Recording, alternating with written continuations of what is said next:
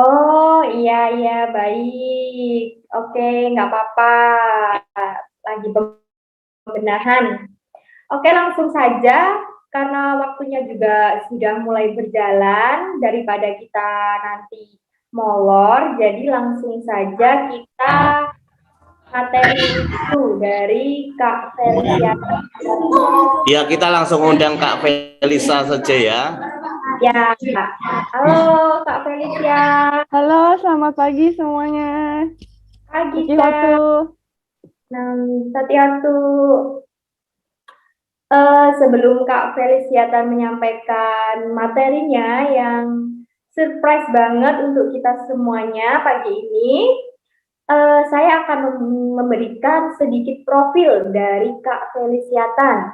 Jadi, Kak Feliciatan ini lahir di Bandung pada tanggal 25 Mei 93. Beliau saat ini domisilinya di Jakarta dan beliau pernah mengenyam pendidikan di salah satu universitas di Australia dan juga di Universitas Pelita Harapan di Jakarta.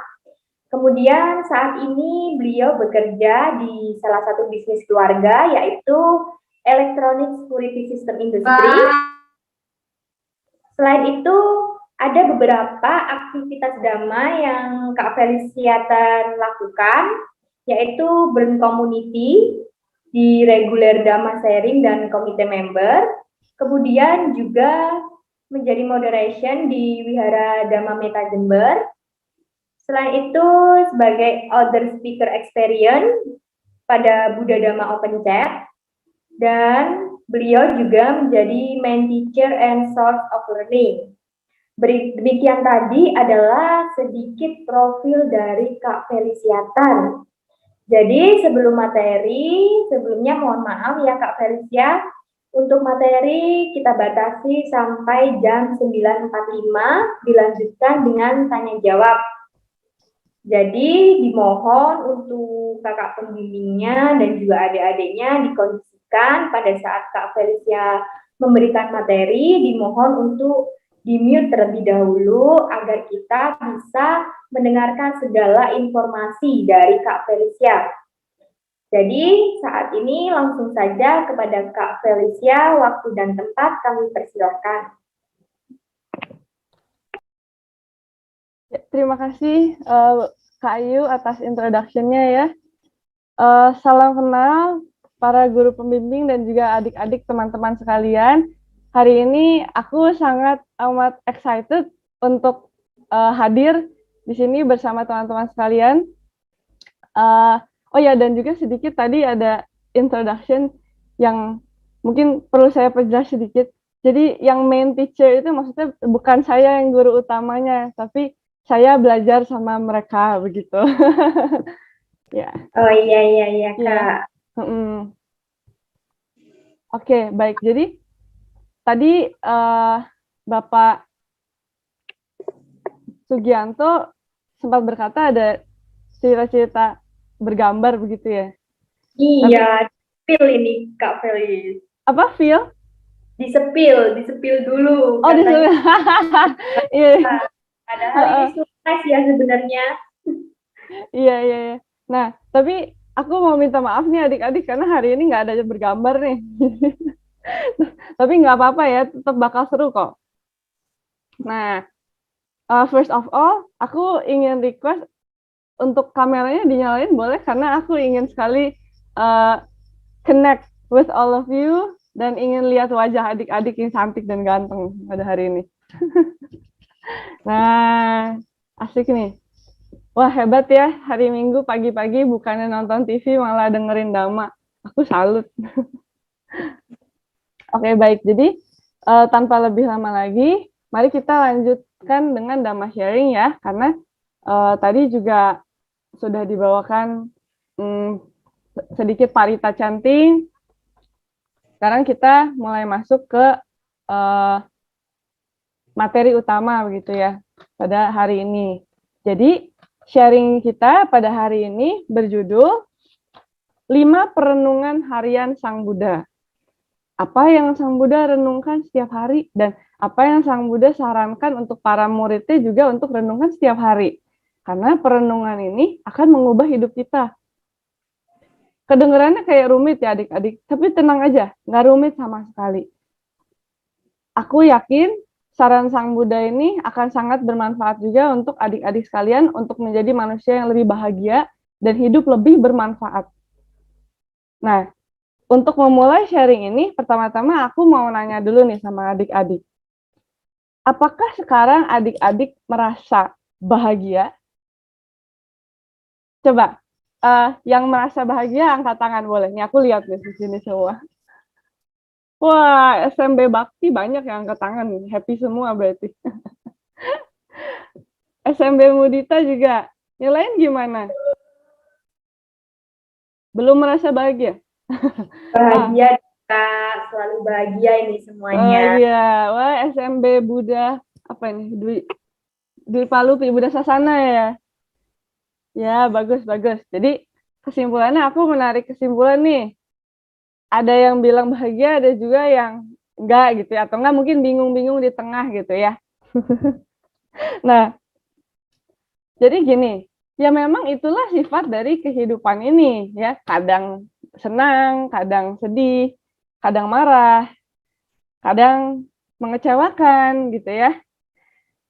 Dan ini juga lah yang diajarkan oleh Sang Buddha kepada kita adik-adik. Jadi Sang Buddha mengajarkan Dhamma ini karena karuna, karena belas kasih dan kasih sayang Sang Buddha terhadap kita dan semua makhluk, bahwa kita semua ingin bahagia, benar nggak?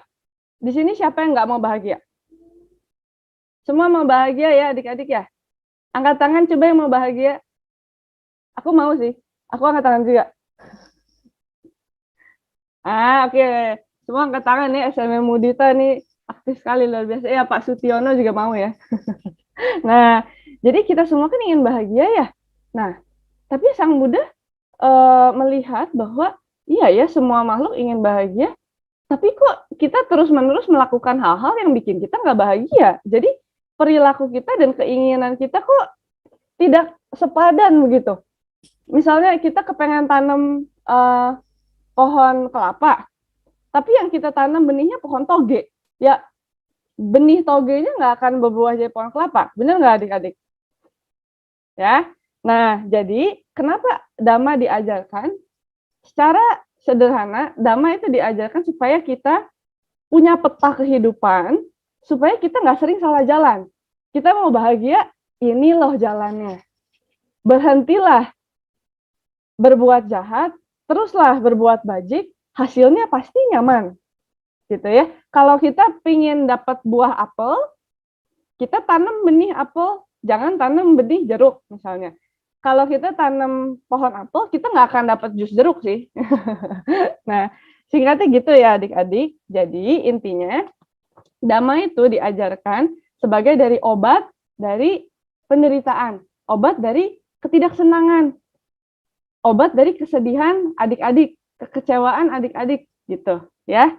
Nah, sebelum kita masuk ke 5 perenungan, nih adik-adik pasti sudah hafal, pasti guru-guru sekolah minggu, mungkin di sekolah juga udah sering dengar ya, 4 kebenaran mulia.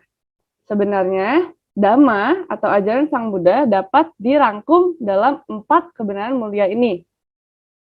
Adik-adik di sini ada yang hafal nggak? 4-nya apa? Ayo yang hafal boleh jawab deh, angkat tangan. Ada yang mau volunteer? Ya udah, aku jabarkan sedikit ya. Jadi kan yang pertama kebenaran tentang adanya dukkha, ya. Kedua, dukkha ini ada sebabnya. 3, dukkha ini ada akhirnya. Keempat, inilah jalan menuju lenyapnya dukkha. Apa jalannya? Jalan mulia berunsur 8, ya. Simpel ya, sederhana. Nah, seringkali kata dukkha ini diterjemahkan sebagai penderitaan. Aku tahu, pasti adik-adik di sini mungkin kurang setuju. Karena semua kehidupan isinya nggak cuma penderitaan kok, gitu ya. banyak kok senengnya. Kalau adik-adik dapat mainan, kalau adik-adik dipeluk sama papa mama, ya, ketemu teman-teman sedamai ini hari Minggu seperti ini kan bahagia ya. Nah, memang kata duka ini bukan artinya penderitaan semata. Tapi maksudnya gini, memang betul dalam kehidupan ini ada senang, ada sedih, ada suka dan duka. Tapi semua semua kondisi tersebut juga berubah. Jadi adik-adik hari ini senang karena dapat mainan. Besok bosen tahu-tahu, nah, misalnya gitu. Hari ini senang sama papa mama, besok kecewa, marah, sama teman juga. Nah, jadi semua kesukaan dan ketidaksukaan kita itu terus berubah. Itulah duka. Duka adalah sifat ketidakpuasan. Rasanya nggak puas terus atau enggak, rasanya haus terus. Rasanya ada aja yang bikin kita merasa tidak komplit. Seperti hidup ini belum komplit gitu, belum sempurna. Itulah duka. Nah, kalau adik-adik untuk tahap sekarang ini belum terlalu paham kata-kata ini, nggak apa-apa. Didengar aja. Nanti suatu hari, tiba-tiba adik-adik bisa teringat, udah pernah dengar itu. Ya, jadi nggak apa-apa. Sabar aja. Yang penting semua yang dijabarkan adik-adik cerna dan dicoba untuk diingat, dipraktekkan. Ya. Nah, dari kebenaran mulia ini, Sang Buddha menyarankan kita begini. Oke nih, kita udah tahu hidup itu sifatnya serba berubah, hidup ini sifatnya kalau tidak dikendalikan itu seperti selalu tidak puas, tidak bisa, kita susah untuk bersyukur gitu ya. Dan juga Sang Buddha sudah ngasih tahu bahwa ini ada sebabnya gitu ya. Sang Buddha berkata begini, intinya ya, batin kita ini seperti taman. Seperti taman. Kita mau nanam pohon apa aja, terserah kita.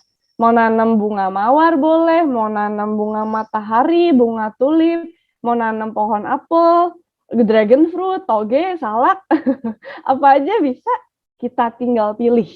Kita mau nanam benih apa? Nah, Sang Buddha kasih pilihan. Mau tanam tanaman-tanaman yang jelek gitu ya, yang buruk, atau yang baik. Kalau kita tanam yang buruk, hasilnya adalah penderitaan. Kita nggak akan happy. Kita sedih, kecewa, menyesal, marah mungkin. Tapi kalau kita tanam yang baik, hasilnya puas hati, legowo, ya, lega, tenang, tidur tenang, damai. Jadi kalau kita tanam yang buruk, hasilnya buruk. Kalau kita tanam yang baik, hasilnya pun akan baik dan nyaman. Nggak hanya untuk kita, tapi untuk semua makhluk yang di sekeliling kita. Nah, jadi lalu Sang Buddha melihat masalah ini nih.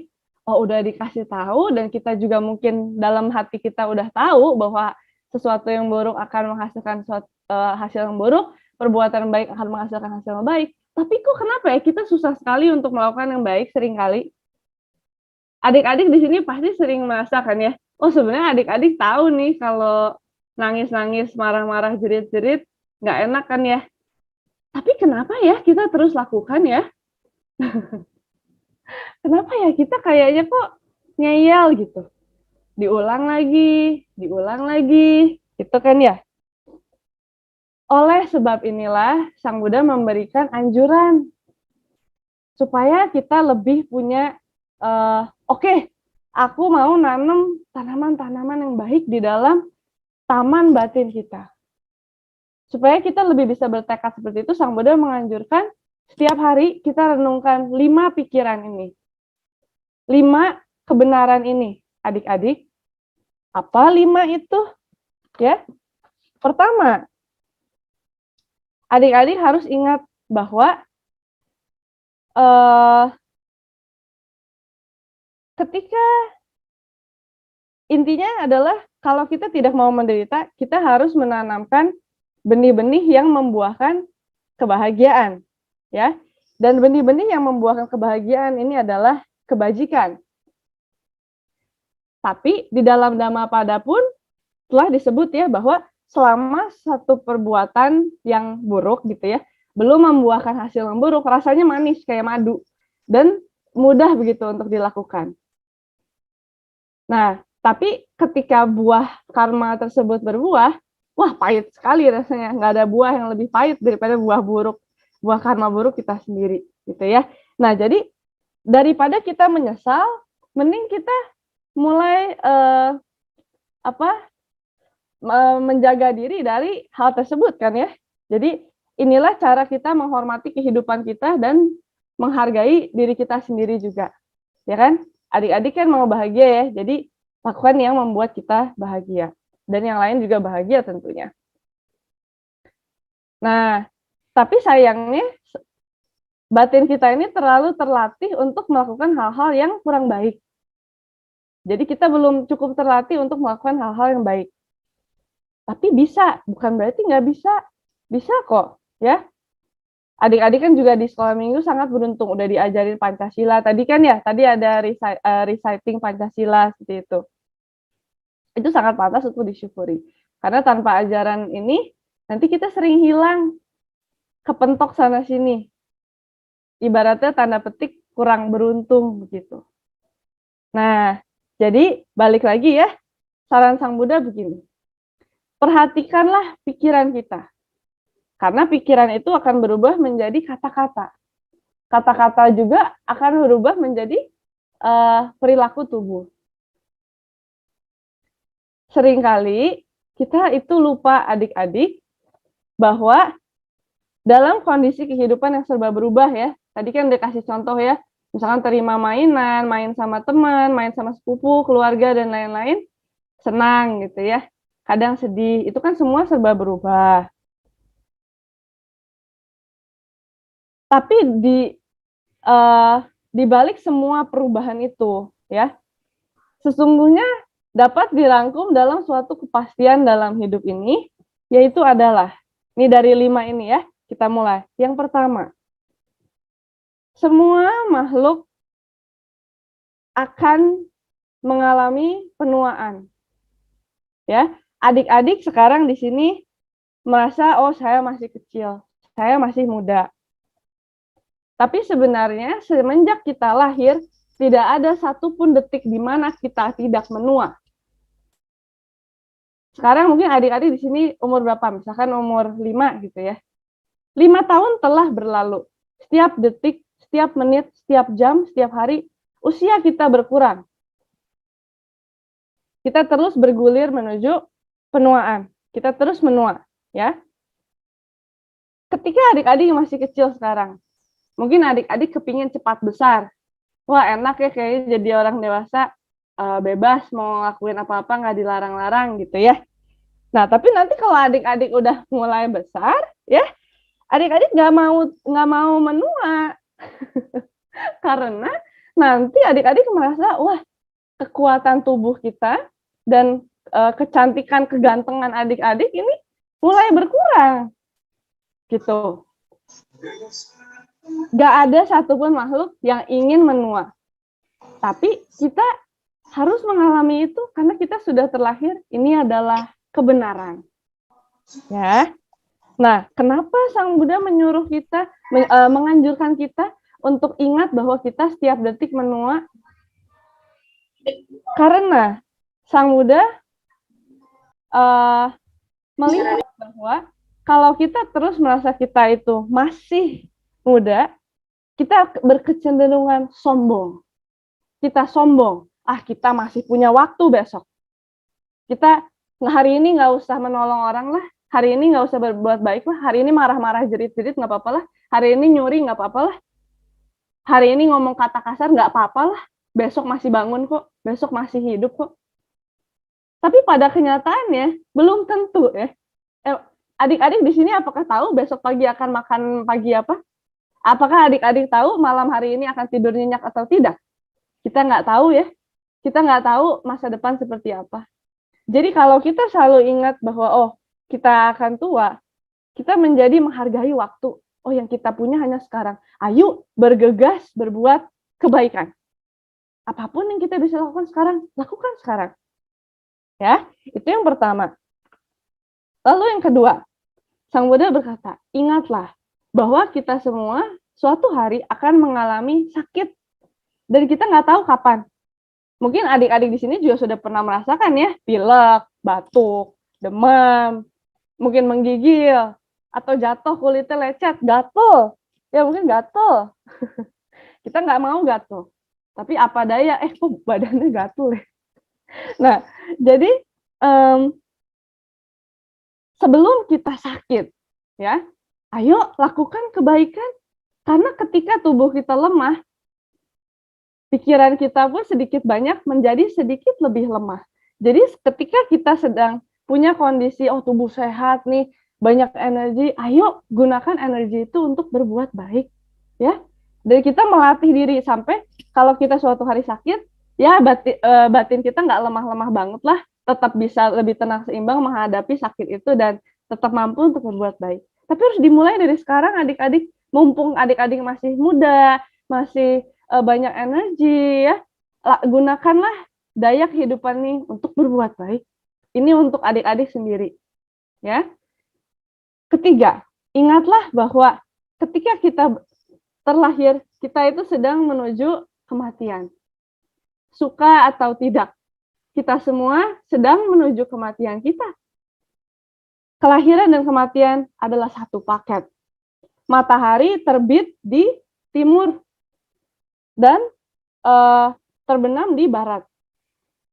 Di tengah perjalanan ini, tidak ada satupun makhluk yang dapat menghentikan perjalanan matahari itu dari timur ke barat. Itulah kehidupan kita juga. Kita sedang menuju kematian, tapi kita nggak tahu kapan. Itu aja kok. Kita seperti udah punya tiket kereta, tapi kita nggak tahu kapan keretanya bakal jemput kita. Ya, ketika kita mengingat hal ini adik-adik, kita akan mau melakukan kebaikan. Tahu nggak kenapa? Karena kalau kita berbuat buruk, adik-adik di sini sudah tahu kan ya, nanti bisa terlahir di alam yang tidak bahagia. Ya, dan juga nanti meninggalnya nggak tenang. Jadi, ayo, mumpung kita masih hidup, punya kesempatan berbuat baik, ambil kesempatan itu. Adik-adik sekarang udah di sekolah minggu nih, ketemu orang-orang baik, punya orang tua yang baik, punya keluarga yang baik, punya guru yang baik. Begitu banyak kesempatan berbuat baik. Berdana, ya, berdana itu nggak harus pakai materi, berdana hati, kalau ada teman mau cerita dengerin, mau pinjem mainan pinjemin, ya. Mungkin membantu ibu menyapu halaman, membantu petugas wihara untuk beresin kursi, itu adalah bentuk dana, ya. Perbuatan baik itu begitu mudah dilakukan kalau kita memang punya niatnya. Nah, keempat adik-adik, semua hal yang adik-adik sukai, ya, yang kita sukai, mainan, ya, teman-teman, keluarga, suatu hari akan terpisah dari kita. Kalau bukan dipisahkan oleh manusia, ya dipisahkan oleh alam. Karena semua makhluk akan meninggal ya pada akhirnya. Nah, jadi sebelum kita mengalami perpisahan itu, Sang Buddha menyarankan kita untuk bersiap diri. Bersiap dirilah untuk menjaga batin tenang seimbang, supaya ketika perpisahan itu terjadi, kita nggak terlalu nggak terlalu menderita lah, intinya begitu. Jadi dengan adanya pemahaman, ini Sang Buddha bukan nakut-nakutin kita ya adik-adik, justru Sang Buddha memberikan kita pemahaman, hidup tuh ini loh, realita tuh seperti ini loh, kebenaran tuh seperti ini. Dan dengan kita memahami kebenaran, kita jadi tahu harus ngapain. Adik-adik ingin bahagia, sekarang adik-adik sudah punya petanya, ayo lakukan kebaikan, mulai sekarang, jangan menunggu, jangan menunda. Adik-adik menjadi punya peta yang jelas, kalau mau bahagia, ini yang harus dilakukan. Nggak perlu hilang-hilang lagi, tubrak-tubruk sana-sini salah jalan. Kita sebagai siswa Sang Buddha itu sangat beruntung. Kita diwarisi oleh peta kehidupan ini adik-adik. Ya, jadi gunakan itu dengan baik, dan bersyukurlah kita sudah ada di jalan ini. Jadi dengan pengertian, dengan pemahaman, kebenaran itu seperti apa, hidup itu seperti apa, justru kita lebih bisa tidak menderita. Jadi Sang Buddha berbicara seperti ini bukan nakut-nakutin yuk, sama sekali tidak. Tapi supaya kita punya pemahaman, punya kebijaksanaan, sehingga kita tahu betul kita harus ngapain dalam kehidupan ini. Ya, lebih mudah bahagia adik-adik kalau kita punya pengetahuan itu.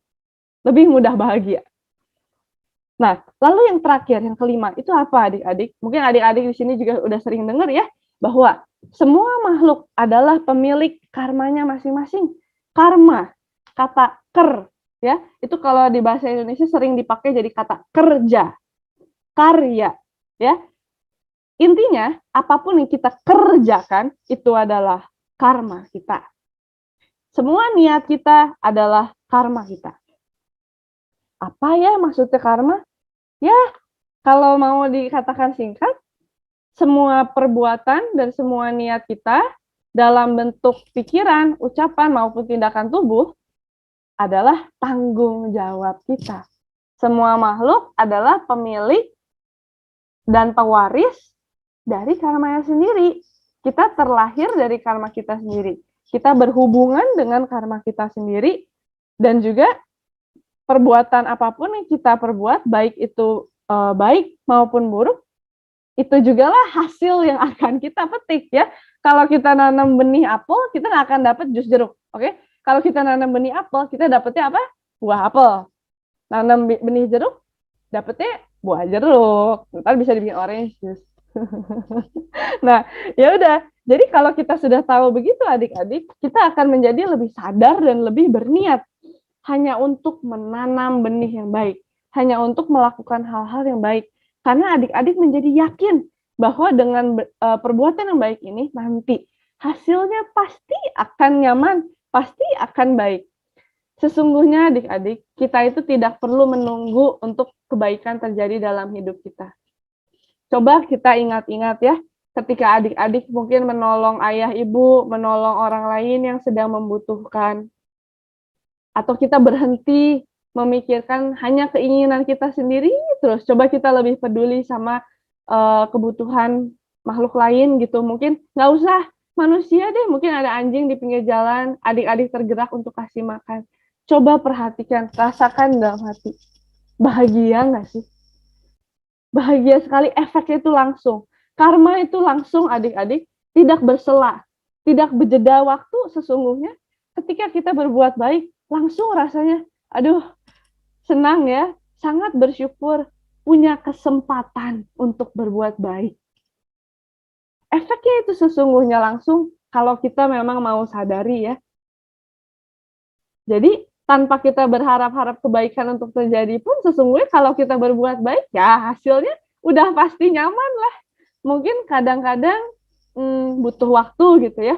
Tapi sesungguhnya apa yang ada di dalam batin itu langsung loh. Sebenarnya adik-adik langsung merasa tenang. Dengan berbuat baik, tidurnya juga pasti lebih nyenyak. Nah, jadi intinya dari 5 perenungan ini adik-adik, ayo kita rangkum ya supaya adik-adik ingat. Pertama, ingat bahwa setelah kita terlahir, kita akan mengalami penuaan. Setelah kita terlahir, kita akan mengalami sakit suatu hari ya. Ketiga, suatu hari kita juga akan meninggal. Tubuh ini adalah kendaraan kita untuk berbuat baik ya. Hargai tubuh ini, makan yang sehat. Makan makanan pikiran juga yang sehat. Jangan sengaja-sengaja beli-beli film, main-main game yang hanya bikin kita ketakutan, bikin kita nggak tenang, bikin kita deg-degan. Ya, berilah batin kita makanan yang sehat juga. Hidup tenang, mati tenang juga. Hidup senang, mati tenang gitu ya. Nah, jadi tua, sakit, mati itu pasti, itu satu paket dari kelahiran. Keempat, adik-adik apa tadi? Bahwa semua hal yang adik-adik sukai akan terpisah dari adik-adik suatu hari. Jadi selama hidup kita ayo melatih kebijaksanaan untuk bisa menerima itu ya. Kelima, bahwa semua makhluk adalah pemilik karma sendiri. Kita semua bertanggung jawab akan perbuatan kita sendiri, akan hidup kita sendiri. Nah, jadi intinya kenapa 5 perenungan ini dapat membuat kita lebih bahagia? Karena dengan kita setiap hari merenungkan ini, kesombongan kita, adik-adik, kesombongan kita menurun. Kerendahan hati kita meningkat. Ketika kita rendah hati, kita siap menerima ajaran, hati kita terbuka, kita menjadi lebih punya pikiran yang jernih, kita lebih dapat melihat apa yang paling penting dalam kehidupan ini. Dengan kita tahu apa yang paling penting dalam kehidupan ini, kita tahu apa yang sesungguhnya berharga dalam kehidupan ini. Kebajikan.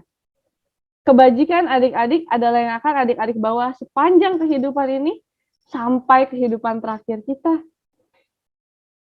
Dampak yang kita bawa kepada semua makhluk adalah modal yang paling berharga dalam kehidupan kita ini. Kita membawa kebajikan kita, bekal kebajikan kita kemanapun kita pergi. Dan itulah yang menjadi modal kita untuk bahagia dan puas dengan kehidupan ini. Jadi intinya, Sang Buddha membabarkan kebenaran bukan untuk nakut-nakutin, bukan untuk bilang hidup isinya penderitaan doang gitu, bukan ya. Tapi hidup memang ada penderitaan, ada kebahagiaan. Tapi di balik ini semua ada rasa ketidakpuasan. Dan bagaimana cara mengatasi ketidakpuasan itu? Ya, dengan menumbuh kembangkan kebijaksanaan yang dipupuk dengan kebajikan. Dan dengan mengetahui kebenaran, dengan mengetahui apa yang kita harus lakukan, kita menjadi lebih mudah untuk bahagia, untuk hidup lebih baik. Ya, adik-adik di sini pasti mau kan ya lebih bahagia dan hidup lebih baik dengan hasil yang lebih baik. Ya, hidup sukses dengan sesuai definisi adik-adik masing-masing sukses itu apa. Nah, jadi itulah pesan Sang Buddha. Mari kita laksanakan dengan baik dan dengan seksama ya. Semoga bermanfaat. Sekarang kita masuk ke question and answer. Thank you. Terima kasih Kak Felisa. Gimana nih adik-adiknya barusan dengar dari Kak Felisa materi hari ini 5 perenungan Sang Buddha. Kira-kira ada nggak nih yang perlu ditanyakan kepada Kak Felisa? Mumpung Kak Felisanya masih dalam meeting, ayo adik-adik dipersilakan yang ingin bertanya ataupun kakak-kakak pembimbingnya bisa. Silakan kepada kakak pembimbingnya ataupun adik-adiknya yang ingin bertanya dipersilakan karena waktunya masih tersisa. Mengenai 5 perenungan harian Sang Buddha. Kira-kira ada nggak nih yang kurang paham di part apa? Biar Kak Felisa jelaskan kembali. Ayo silahkan, raise hand boleh. Silahkan. Ayo adik-adik jangan malu-malu. Iya nih, malu-malu Kak. Ayo, siapa yang mau bertanya? Mungkin dari SMP Buddha Sasana Jaya ada nggak nih yang mau bertanya? Mungkin adik-adiknya atau kakak pembimbingnya. Mau curhat juga boleh loh. Ya, curhat kehidupan sehari-hari Kak, terus di-compare sama materi hari ini. Ayo, apa mungkin sudah paham semua ya Kak ini ya? Iya kali ya. Iya, Kak Fian soalnya jelasinnya enak, runtut gitu loh. Jadi mungkin semua udah paham ini Kak, udah nyampe, kena ke hati. Adik-adiknya kayaknya luar biasa deh, punya karma baik tiap minggu ke sekolah minggu, jadi cepet nangkep gitu ya. Iya, mungkin gitu. Hmm. Ayo, gimana nih Kak? Ada yang tanya nggak? Ada yang mau cerita nggak mungkin kalau lagi berantem sama kakak adiknya tuh rasanya gimana? Menyesal nggak? Atau gimana gitu? Atau mungkin pagi tadi ada yang berantem ini sama temennya di sekolah minggu. Dipilih aja, coba dipilih. Ayo, kalau ditunjuk ini nanti nggak ada pertanyaan, terus gimana ya? Atau dari guru pembimbingnya? Ya, dari guru pembimbingnya mungkin. Ayo, ya, biar bisa diskusi. Mau mewakili. Mungkin Kak Pentel mau bertanya ataupun bercerita, silahkan. Mungkin dikondisikan ke wihara penyelenggara tadi, sekolah minggu penyelenggara tadi, Indra Loka, coba ditanya Kayu. Oke, Halo SMP Indraloka. SMP Indraloka, gimana nih hari ini? Mungkin cerita dulu, habis cerita nanti sama Kak Felicia dianalisis nih hubungannya sama materi hari ini. Pasti SMP Indraloka kan hari ini mempersiapkan segalanya ya, karena SMP Indraloka adalah pemimpin puja bakti pagi ini. Silahkan SMP Indraloka, ada cerita apa pagi ini? Biar Kak Felicia dengarkan.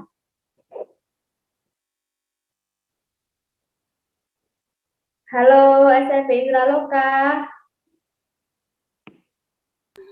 Oke, saya ingin bertanya meskipun ini ya mungkin nggak terlalu sama dengan materi kita hari ini, nggak apa-apa ya Kak Felisa ya. Ya, silakan Pak.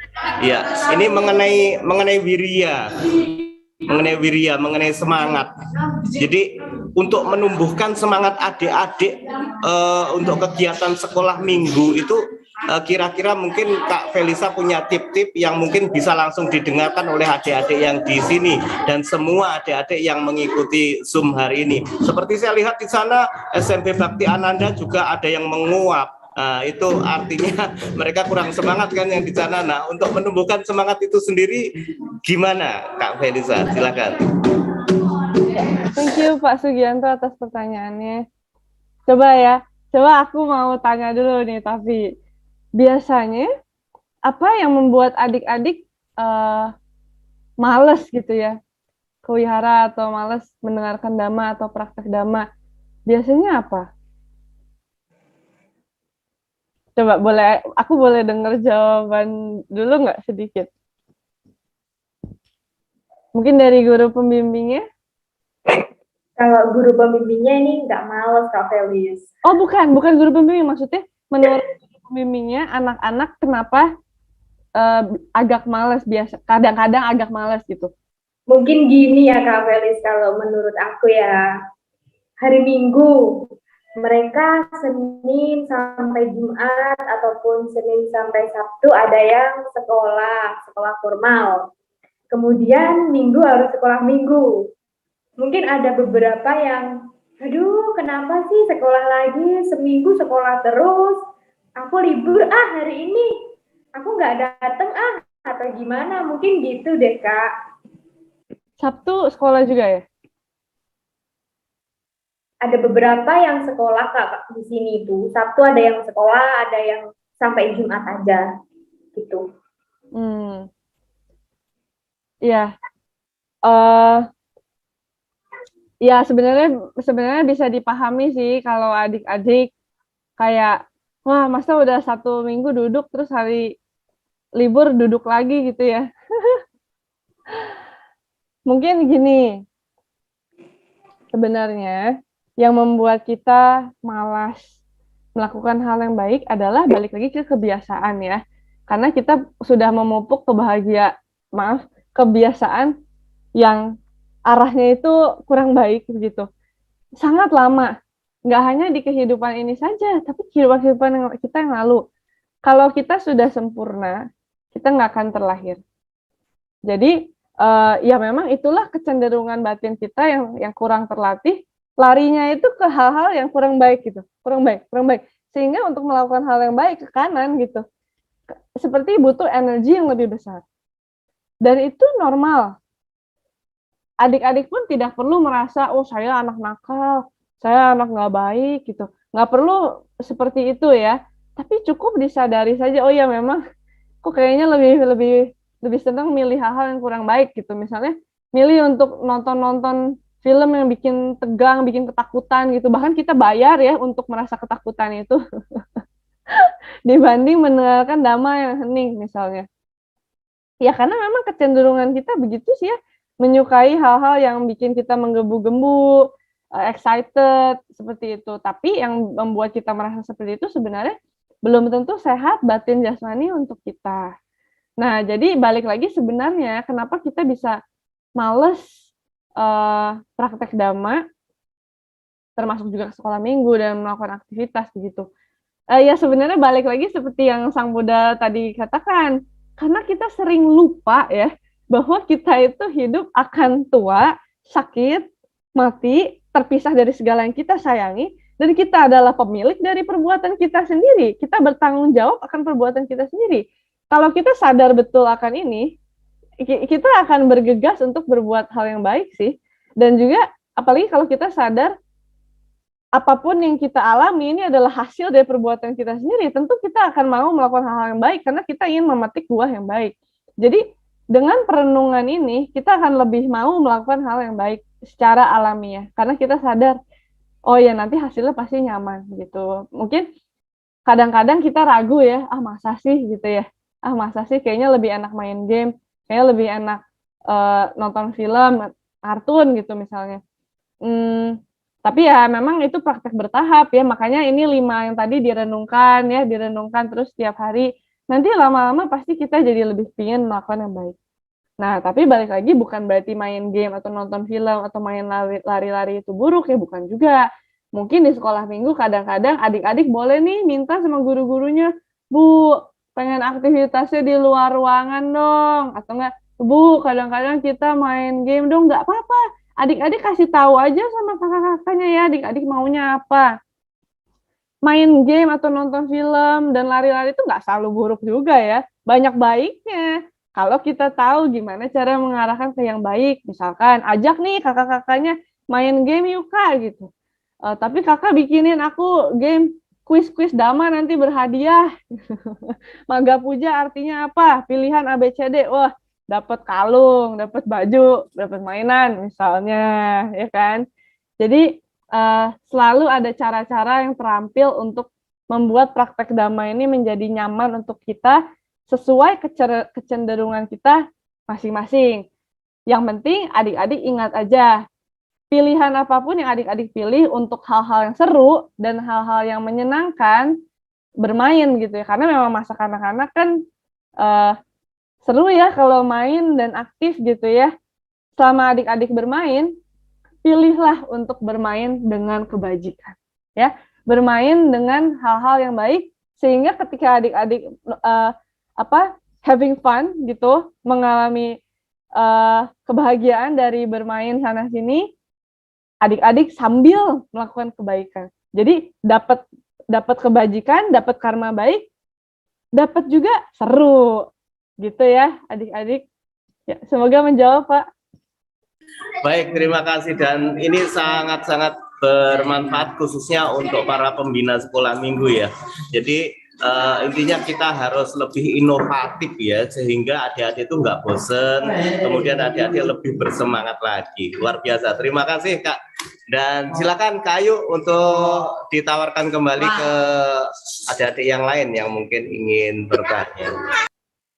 Ya, baik. Bagaimana untuk adik-adik yang lain ataupun kakak pembimbingnya? Apakah ada pertanyaan lagi selain dari Kak Pentel tadi? Jadi jawaban Kak Felicia tadi cukup membuat kita berpikir ya sebagai pembimbing bahwa nggak apa-apa ini adik-adiknya minta lari-larian, minta game nggak apa-apa, asal dari game tersebut ada kebajikan yang kita perbuat, kemudian ada dampak yang kita dapat juga. Intinya keseruan itu dikombin dengan dhamma yang diajarkan oleh Sang Buddha. Lanjut lagi, gimana semuanya ingin bertanya, apakah ada yang kurang dipahami lagi? Ini kayaknya di SMB Wijadama kayak memperhatikan nih dari tadi nih. Iya, memperhatikan banget ini ya Kak Felis. Ya. Makanya ada yang mau disampaikan mungkin? Halo. Mungkin dari Bapak Sutiono ingin bertanya juga ke Kak Felis. Silakan, Pak. Senyum-senyum si Bapak. Belum ada. Ya. Dan sudah ya Bapak ya. Bu Nanik nih, Bu Nanik.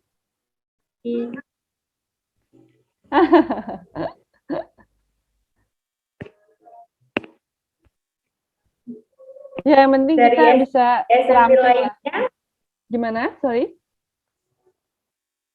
dari SMP lainnya ada yang ingin bertanya?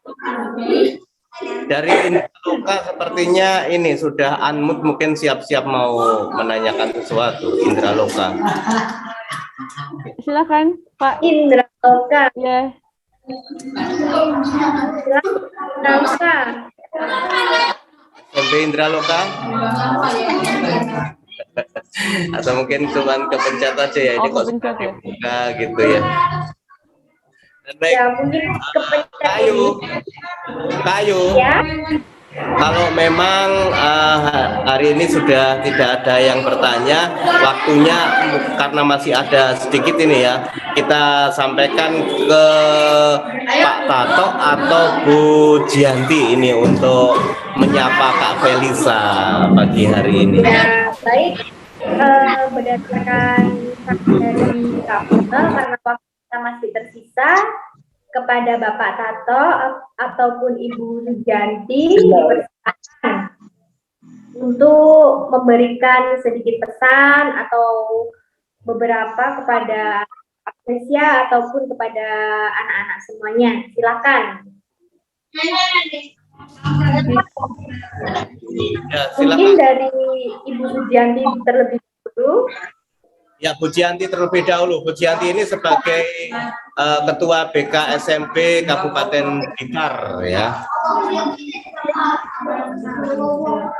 Mana Bu Gianti, masih di sini Bu Gianti? Atau jangan-jangan Bu Gianti sudah tidak di sini? Mohon maaf, Bu Gianti, bagaimana? Apakah masih di dalam Zoom Meet? Iya, kalau tidak ada kita ke Pak Tato. Pak Tato ini sebagai penyuluh kantor Kementerian Agama Buddha Kabupaten Blitar, juga sebagai koordinator bina virtual ya. Pak Tato, silakan Pak Tato.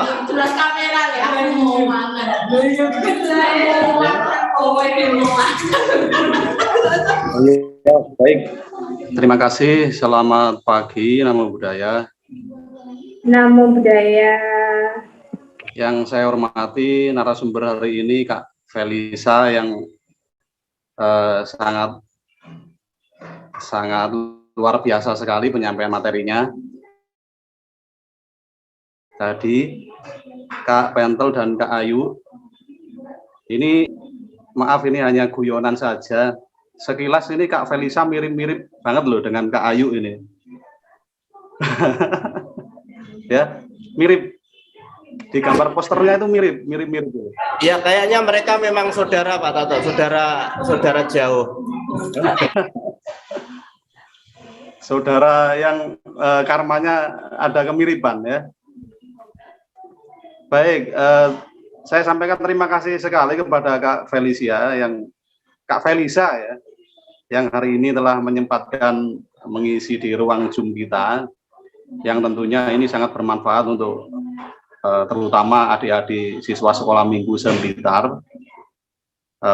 Ini memang program rutin yang kita adakan dalam rangka untuk meningkatkan pengetahuan anak-anak, terutama di masa pandemi yang masih membatasi segenap aktivitas secara offline, sehingga kita melakukan langkah-langkah ini dengan tujuan untuk menekan bertemu langsung secara langsung. Juga manfaat yang lain, kita akan bisa mengetahui dan mengenal para narasumber dan tokoh-tokoh agama Buddha, utamanya para penggiat sekolah minggu seperti Kak Felisa dan teman-teman yang lain, yang tentunya karena dengan adanya program inilah bisa kenal walaupun secara virtual ya. Mungkin kalau nanti karma mendukung, di lain waktu bisa ketemu langsung dengan beliaunya, dengan Kak Felisa, tentang apa yang tadi telah kita lakukan bersama ya. Seperti inilah gambaran dari sekolah minggu yang ada di Blitar. Jadi siswanya cukup banyak, yang tersebar di beberapa daerah, yang pastinya mudah-mudahan Kak Felisa juga cukup senang dengan melihat semangat adik-adik. Semoga juga membawa spirit untuk kita, untuk Kak Felisa, untuk terutama kami, para pembina umat dan pembina sekolah minggu yang ada di Blitar. Tujuan kami sebenarnya cukup sederhana, bahwa ini adalah generasi kita yang pastinya akan kita siapkan dengan baik untuk menjawab zaman yang nantinya pasti akan lebih maju lagi di saat mereka dewasa nanti. Saya kira itu Kak Felisa. Sekali lagi terima kasih atas segenap upaya dan kerjasamanya, dan bila mana ada kekurangan dari apa yang kita siapkan, mohon maaf yang sebesar-besarnya. Terima kasih. Selamat pagi, Namo Buddhaya. Terima kasih Pak Tato. It's such an honor. Saya merasa sangat terhormat untuk diberi kesempatan ini untuk berbuat baik ya di ladang kebajikan ini. Dan tentunya selalu sangat menghangatkan hati gitu setiap kali lihat anak-anak semangat untuk belajar Dhamma. Ini anak-anak hari Minggu mau ke wihara aja sangat luar biasa sih menurut saya gitu. Dan juga ya sih yang paling penting kita harus mau beradaptasi, berevolusi sesuai dengan perubahan dunia. Jadi nggak perlu menghujat perubahan dunia gitu, karena memang arahnya ke situ sih ya, ke banyak apa tuh stimulasi indera begitu. Jadi sebenarnya pantas untuk dimaklumi sih kalau anak-anak kepinginnya yang menstimulasi. Mungkin kita hanya bisa beradaptasi untuk cari cara yang terampil supaya anak-anak ini tahu dan dapat menghargai bahwa Dhamma ini adalah ajaran yang tidak lapuk dengan waktu, tapi tanda petik ya, kebijaksanaan kuno untuk hidup yang modern begitu. Jadi timeless, Dhamma itu timeless, relevan kapan saja gitu. Ya tapi memang caranya supaya bisa diterima anak-anak, kita harus lebih terampil mereka butuhnya apa gitu. Terus kita ketemu di tengah. Ya, tapi ya saya sangat senang, saya sungguh bahagia hari ini. Terima kasih ya. Terima kasih Kak Felis dan juga Bapak Tato. Ini sepertinya Ibu Sujianti sudah kembali ke unit. Bagaimana Ibu Sujianti? Apakah sudah siap? Beberapa kali Kak Felisa. Sebentar Mbak Ayu, karena Mbak Ayu sinyalnya nggak dengar. Gimana? Begini Bu, tadi kan Pak Tato sudah menyapa Kak Felicia. Nah, Ibu Janti sebagai Ketua BKSMB ini diberi kesempatan untuk menyapa Kak Felicia. Begitu Bu. Ya, baik, terima kasih. Ya, Namo Buddhaya Kak Felicia. Saya Ibu Sujianti dari di sini, saya pengurus BKSMB Badan Koordinator Sekolah Minggu se-Kabupaten Blitar. Saya tadi mohon maaf mengikuti dari uraian dari Kak Felisa tadi, tidak semuanya, mohon maaf karena di sini juga sebelah anak-anak juga ada kegiatan sedikit, jadi saya nanti tadi lari-lari ke sana kemari. Jadi saya salut, berterima kasih yang luar biasa tadi masukan semuanya. Materi yang diberikan sangat membantu untuk anak-anak, karena maklum ya yang namanya di desa, di kampung perlu sekali untuk masukan-masukan seperti itu, materi yang mungkin selama ini kami juga belum pernah menerima. Jadi sekali lagi terima kasih banyak. Mudah-mudahan sekolah minggu di wilayah Blitar Tulungagung ini lebih baik lagi dengan akan mendatangkan pemateri-pemateri yang lain juga. Terima kasih Mbak Ayu. Namo Buddhaya. Terima kasih Bu. Semoga suatu hari kita bisa ketemu tatap muka ya. Ya Mbak Felisa. Terima kasih. Hanya apa ini? Semoga Meet tidak hanya online aja, semoga kedepannya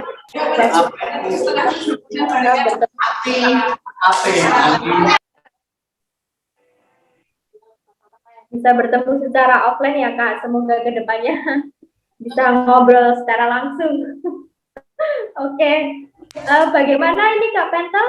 Ya baik, Kayu silakan untuk closing ya kita dan saya juga turut mengucapkan terima kasih juga ya buat Kak Felisa Tan yang sudah mengisi hari ini dengan luar biasa, dan adik-adik semoga semakin semangat dalam menjalankan sekolah minggunya dan semakin asik dalam belajar Dhamma. Gitu aja. Terima kasih dan silakan Kayu untuk closing. Baik, demikian tadi adalah seluruh rangkaian acara sekolah minggu virtual wilayah Blitar Tulungagung yang telah kita lakukan semua. Kami berterima kasih kepada Kak Felisiata sebagai narasumber kami pada pagi hari ini, dan juga beberapa dari BKSMB Ibu Sujianti dan dari Pak Tato sebagai koordinator bina virtual. Setelah itu saya juga berterima kasih kepada kakak pembimbingnya dan adik-adik juga telah menyempatkan waktu untuk mengikuti SMB virtual. Kami mohon maaf bila mana ada kekurangan dalam penyampaian ataupun sikap pada hari ini. Semoga kita semua dapat bertemu lagi di next SMB virtual berikutnya. Akhir kata, sabe sata bawantu suki tata. Sadu, sadu, sadu. Namo Buddhaya.